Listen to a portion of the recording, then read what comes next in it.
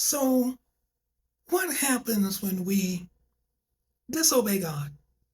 And maybe not once, but maybe twice. What happens? Nothing or something? Let's continue in the Old Testament stories. Let's look at when Samuel anoints David now after King Saul. 1 Samuel chapter 15 and 16.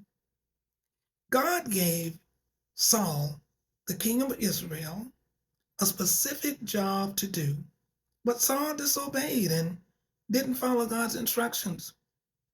God was very angry with Saul and told him that eventually he could no longer be king of Israel.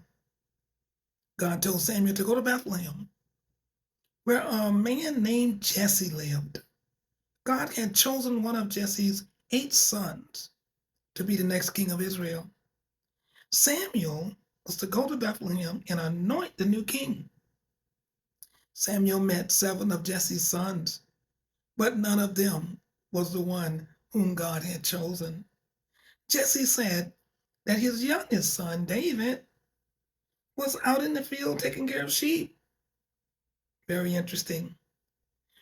When David came in from the field, Samuel took the oil and anointed David as the new king of Israel. He's just a young boy.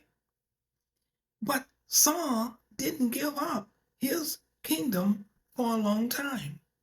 So as we read, we'll find out that Saul still remained king. God even gave him another job to do, and he disobeyed that one as well. But then his kingship, once he served his time out, he couldn't even appoint anyone in his stead. God had already appointed a king. He couldn't even hand it down, if you would say, to his son. It wasn't going to happen. God had already anointed a new king, and it was David. Now, David being young, did not take the throne immediately. And as I'm looking at this, the Lord just give me a thought. David had time to grow into his kingship while he's out there tending the sheep and learning patience and learning skills. And God is leading him, and he's learning to trust God and to obey God. He's growing into his kingship, his leadership. This is the Encourager Queen C No Longer Bound. I pray that you obey God today. We'll see you right here next time.